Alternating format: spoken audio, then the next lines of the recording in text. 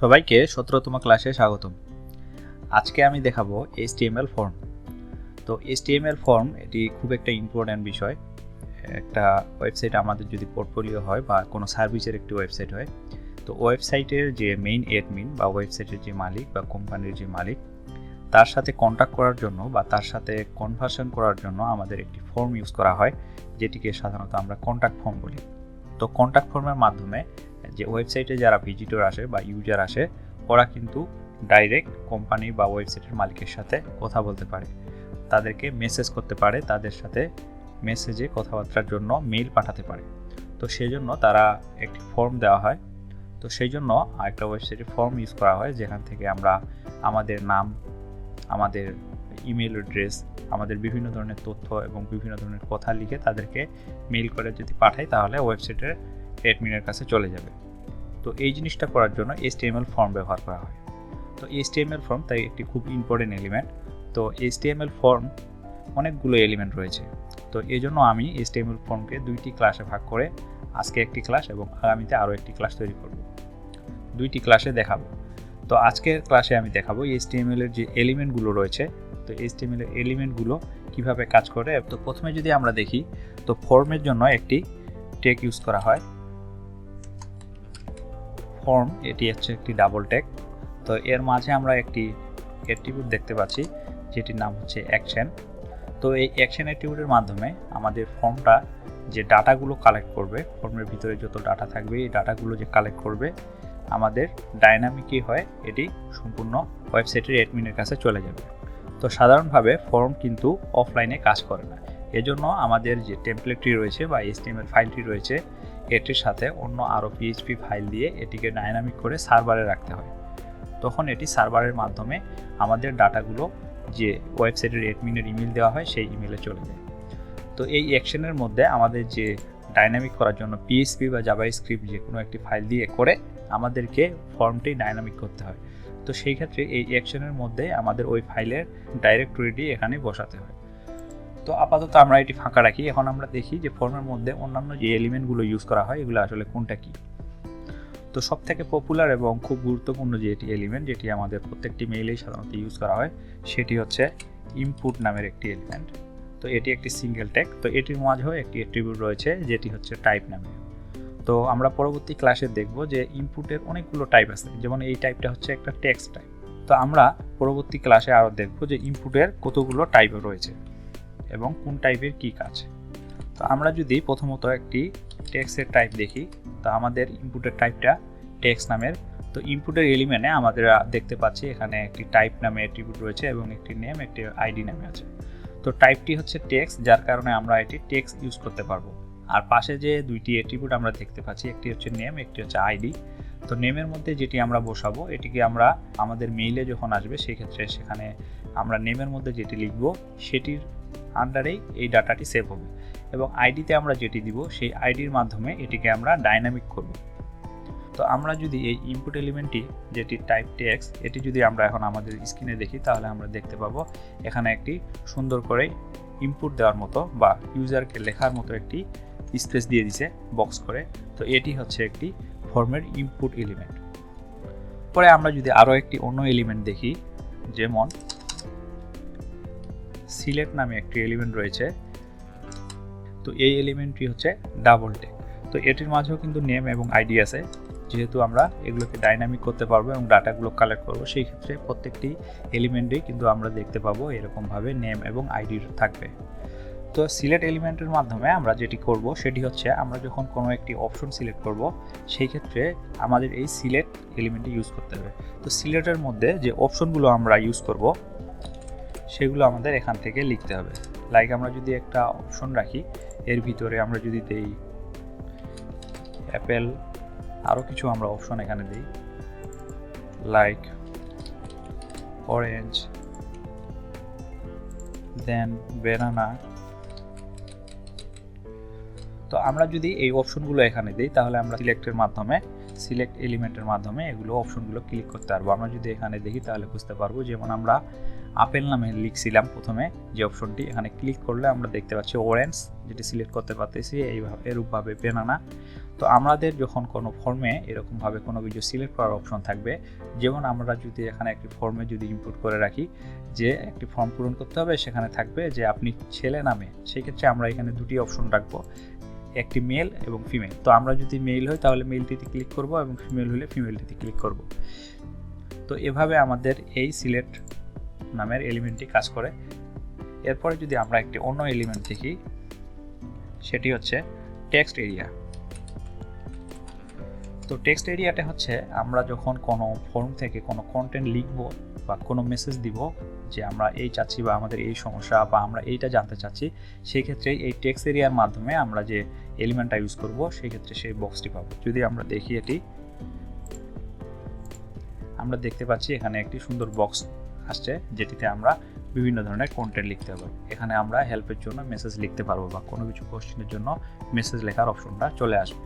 তো এগুলোকে যদি আমরা লাইন বাই লাইন লিখতে চাই, সেজন্য আমাদের যে বিয়ার টেকটি রয়েছে যেটি হচ্ছে লাইন ব্রেক, সেটি আমরা এখানে যদি দেই তাহলে প্রতিটাই লাইন বাই লাইন ক্রিয়েট হয়ে যাবে। তো প্রতিটাই লাইন বাই লাইন ক্রিয়েট হয়ে যাবে, আমাদের দেখতে সুন্দর লাগবে।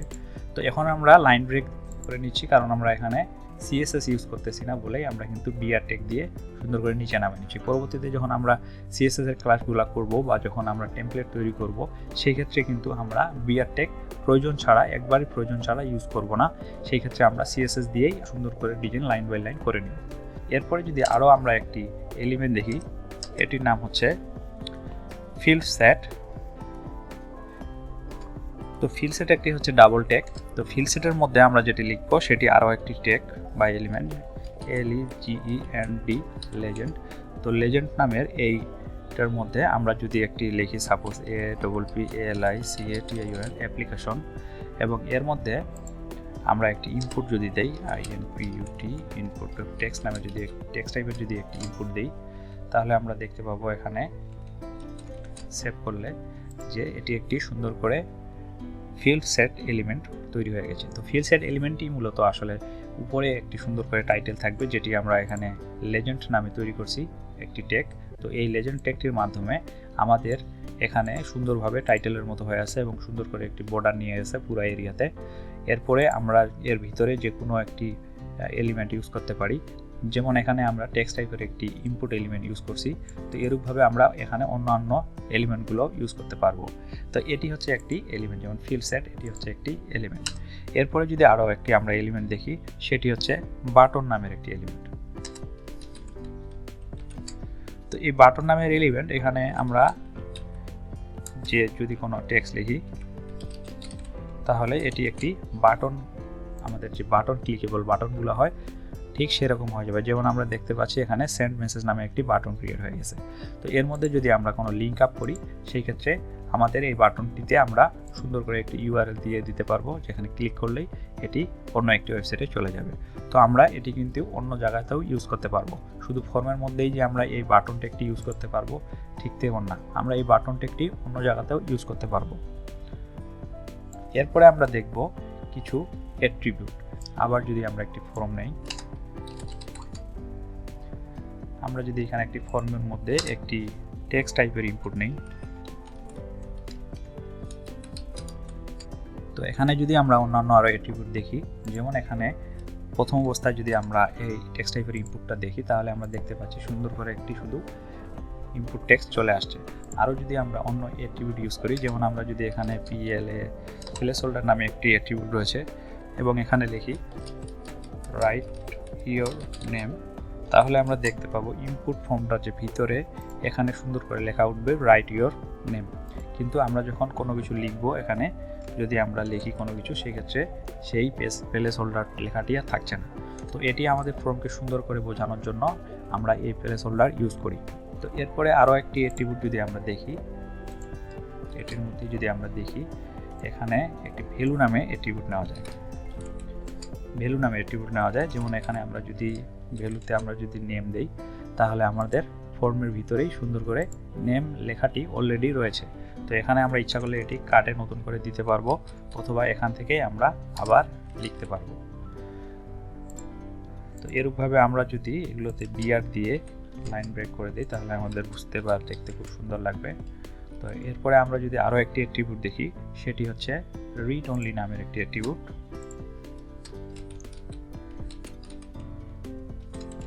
তো আমরা যদি এখন দেখি যে আমাদের যেই ইনপুটটি ইউজ করছি আমরা, এখানে কিন্তু আমরা এটিতে কোনো লিখতে পারতেছি না। যেমন এগুলাতে আমরা লিখতে পারতেছি, কিন্তু এই রিড অনলি যে অ্যাট্রিবিউটটা ইউজ করার ফলে এটি আমরা লিখতে পারতেছি না, এটি জাস্ট আমরা এখানে শুধু পড়তে পারতেছি। তো এরপরে আরও একটি আমরা অ্যাট্রিবিউট দেখব, সেটি হচ্ছে ডিসেবল।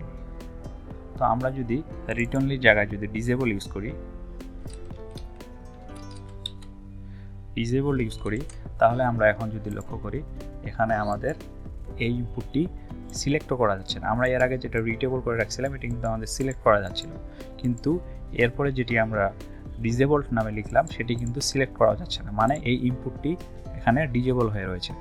তো এরকমভাবে আরও একটি অ্যাট্রিবিউট রয়েছে, সেটি হচ্ছে রিকোয়ার্ড নামে। তো এই রিকোয়ার্ডের মাধ্যমে আমাদের যে একটি ফর্ম যখন আমরা পূরণ করব, সেই ক্ষেত্রে কিছু কিছু ফর্ম আমরা ইচ্ছা করলে রিকোয়ার্ড রেখে দিতে পারবো যে এই ইনপুটটিতে কিছু লিখতেই হবে, না লিখলে এই ফর্মটি সেন্ড হবে না। আমরা লক্ষ্য করব অনেক সময় আমরা ফেসবুকে যখন লগ ইন করি বা যখন অন্য কোনো ওয়েবসাইটে লগ ইনের অপশনে বা রেজিস্ট্রেশনের অপশনে ক্লিক করি, সেই ক্ষেত্রে আমরা দেখব যে অনেক সময় যদি আমরা ইমেল ভুল দেই বা ইমেল লেখার অপশনে আমরা ইমেলটা না লিখি, সেই ক্ষেত্রে বা কিছু কিছু ফর্মের ক্ষেত্রে দেখা যায় যে ওইখানে আমরা কোনো কিছু লিখিনি, কিন্তু সাবমিট করার সময় দেখায় যে ওইখানে লিখতে বলতেছে, একটা নোটিফিকেশন চলে আসে যে এটি আপনাকে লিখতেই হবে। তো সেরূপভাবে রিকোয়ার্ড যখন আমরা এখানে অ্যাট্রিবিউটটি ইউজ করব, সেই ক্ষেত্রে যখন ফর্মটি পূরণ করার সময় এই ইনপুটটি দেওয়ার সময় এই ইনপুটে কিছু লিখতেই হবে। তো এরূপভাবে আরও কিছু অ্যাট্রিবিউট রয়েছে, যেমন যদি আরও একটা আমরা দেখি, যেমন এখানে আরও একটি অ্যাট্রিবিউট রয়েছে, সেটি হচ্ছে সাইজ নামের একটি অ্যাট্রিবিউট। তো এই সাইজের মধ্যে যদি আমরা এখানে সাপোজ 60 লিখি, তাহলে আমরা লক্ষ্য করব যে অন্যান্য যে ইনপুটগুলো রয়েছে ওর থেকে এটা অনেক বড় দেখাচ্ছে। তো এখানে 60 মানে হচ্ছে 60 পিক্সেল। তো এখান থেকে আমরা একটি ইনপুট ফাইলের সুন্দরভাবে সাইজ দিতে পারবো। সেমভাবে আরও একটি আমরা যদি ইনপুট দেখি, সেটি হচ্ছে আমরা এখানে বলে দিতে পারবো যে আমাদের এই ইনপুটে ম্যাক্স লেন্থ মানে হচ্ছে আমরা কয়টি অক্ষর বা কয়টি লেটার এখানে বসাতে পারবো। তো আমি যদি এখানে 5 দিয়ে দেই এবং এখানে রিফ্রেশ দেওয়ার পরে যদি এখানে লিখি কিছু, তো আমরা লক্ষ্য করব আমরা লেখার চেষ্টা করতেছি কিন্তু 5টার বেশি এখানে সাপোর্ট দিচ্ছে না, কারণ এখানে অলরেডি বলে দেওয়া হয়েছে যে ম্যাক্স লেন্থ মানে টোটাল কয়টা হবে। তো এখানে যদি আমি এখানে সাপোজ 2 দেই, তাহলে কিন্তু এখানে 2টার বেশি লেখা যাবে না, 2টার বেশি লেখা যাচ্ছে না। তো এভাবে এই অ্যাট্রিবিউটগুলো কাজ করে। আগামী ক্লাসে আমি দেখাবো যে এই যে এখানে আমরা টেক্সট টাইপের একটি ইনপুট নিছি, তো এরকম অনেক টাইপের ইনপুট রয়েছে যেগুলো আমাদের ফর্মে খুব ইম্পর্টেন্ট, যার কারণে আমি এই ফর্ম ক্লাসটি 2 ভাগে ভাগ করছি, কারণ একটি ক্লাসে যদি আমরা সবগুলো দেখি খুব বোঝার কষ্ট হয়ে যাবে, যার কারণে আমি 2টি ক্লাস ভাগ করে নিয়ে দেখাচ্ছি। তো আজকে আমরা দেখলাম ফর্মের কিছু এলিমেন্ট এবং অ্যাট্রিবিউট সম্পর্কে। তো এগুলো যদি আবার আমরা একটু রিভিশন দিই তাহলে আরও ভালোভাবে বুঝবো। যেমন আমি কিছু এখানে লিখে রাখছি, ভিডিও যেন বেশি বড় না হয় সেজন্য আমি কিছু লিখে রাখছি এবং এখানে কমেন্ট করে প্রতিটি বুঝিয়ে দিছি। তো প্রথমে যদি আমরা দেখি লেভেল নামের একটি ট্যাগ নিছি, যেটির মাধ্যমে আমরা এখানে একটি কন্টেন্ট জাস্ট লিখতে পারবো এবং এর মধ্যে আমরা ইনপুট টেক্সট টাইপের একটি এলিমেন্ট নিছি, যার মাধ্যমে আমরা শুধু ইনপুট বসাতে পারবো। এরপরে আমরা যেটা দেখতে পাচ্ছি সিলেক্ট নামে একটি আমরা এলিমেন্ট নিছি, এই সিলেক্টের ভিতরে অবশ্যই অপশন দিতে হবে, তাহলে আমরা অপশনগুলো সিলেক্ট করার অপশন পাবো। এরপরে যেটি রয়েছে সেটি হচ্ছে টেক্সট এরিয়া নামে, যেটির মাধ্যমে আমরা কোনো মেসেজ লিখতে পারবো। এরপরে আর যেটি আছে সেটি হচ্ছে ফিল্ড সেট নামে, যেটি দিয়ে খুব সুন্দরভাবে উপরে একটি টাইটেল দিয়ে বক্স করে এর ভিতরে আমরা ইনপুট বসাতে পারবো। তো এরপরে যেটি রয়েছে সেটি হচ্ছে বাটন নামে যে এলিমেন্টটি আমরা দেখলাম সেটি। তো বাটন নামের যে এলিমেন্টটি রয়েছে এরপরে আমরা সেটি দেখতে পাচ্ছি। তো এগুলো যদি আমরা এখন আমাদের স্ক্রিনে দেখি তাহলে আরও খুব সুন্দরভাবে বুঝতে পারবো। তো এখানে আমরা দেখতে পাচ্ছি ইনপুট এলিমেন্ট, যেটি আমরা একটি ইনপুট দেওয়ার জন্য শুধু লিখছি। এরপরে হচ্ছে সিলেক্ট নামের এলিমেন্ট, যেটিতে আমরা অপশন দিয়ে এখানে এখানে সিলেক্ট করতে পারবো যে কোনটি আমরা সিলেক্ট করব। এরপরে টেক্সট এরিয়া, যেটির মাধ্যমে আমরা মেসেজ লিখতে পারবো এখানে। এরপরে যেটি হচ্ছে ফিল্ড সেট এলিমেন্ট, যেটি খুব সুন্দরভাবে একটি বক্সের মতো তৈরি করে এখানে আমরা ফর্ম তৈরি করতে পারবো। এরপরে হচ্ছে বাটন এলিমেন্ট, যেটির মাধ্যমে একটি আমরা বাটন ক্রিয়েট করতে পারবো। তো এরপরে যদি আমরা এবার অ্যাট্রিবিউটগুলো দেখি যেগুলো আমরা কিছুক্ষণ আগে দেখে আসলাম, এগুলো আমি খুব সুন্দরভাবে এখানে সাজায় রাখছি। তো এগুলো হচ্ছে অ্যাট্রিবিউটগুলো।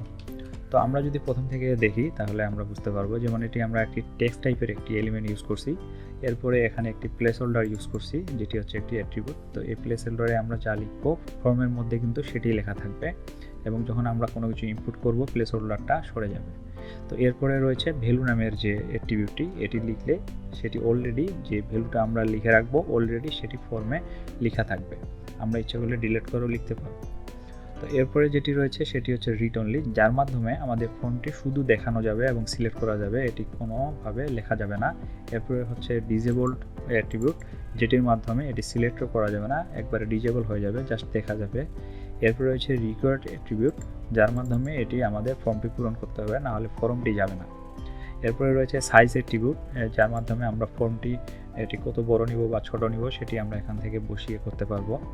এরপরে আমরা আরেকটি অ্যাট্রিবিউট দেখতে পাচ্ছি, সেটি হচ্ছে ম্যাক্স লেন্থ অ্যাট্রিবিউট, যার মাধ্যমে আমরা এখানে একটি বসায় দিতে পারবো যে আমরা কত লেটারের আমরা লেখা ওইখানে সাপোর্ট দিব। তো আজকের ক্লাসে আমরা শুধু দেখলাম যে কয়েকটা এলিমেন্ট আমরা ইউজ করব এবং এলিমেন্টের মধ্যে কিছু অ্যাট্রিবিউট কিভাবে ইউজ করতে হয়। তো আগামী ক্লাসে আমরা দেখব যে ইনপুট এলিমেন্টের কি আরও টাইপ রয়েছে এবং এগুলো কিভাবে ইউজ করতে হয়।